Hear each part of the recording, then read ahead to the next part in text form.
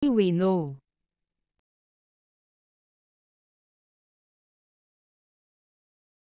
Isa naman sa mga co-host ng programa si Karil.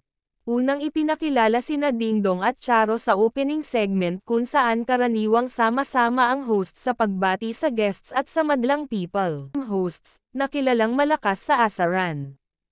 Hindi naman kaila sa mga masugid na taga-subaybay ng noontime show na may mga pagkakataong inaasar ni Vice si Karil sa tuwing nauungkat ang nakaraan nito at ni Dingdong.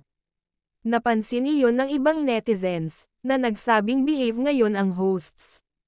Natuwa rin ang iba dahil saktong present era sa It's Showtime para mag-promote ng pelikulang Rewind.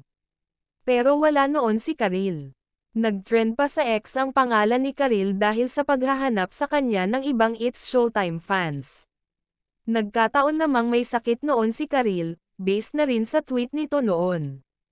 May nakaalala rin ng tambalan ni Dingdong at Karil sa original Encantadia ng GMA7 noong 2005. Love triangle sila noon ni Iza Calzado.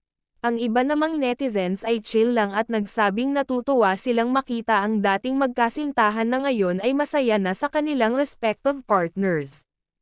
3 taong naging magkasintahan sina Dingdong at Karil, hanggang sa nag-break sila noong 2008. Sa ngayon, pareho na silang masaya sa kani-kanilang asawa. Si Dingdong ay nagpakasal sa real and real-life sweetheart na si Marian Rivera noong December 30, 2014. Mayroon silang 2 anak, sina Zia, Sham at Sixto, 6.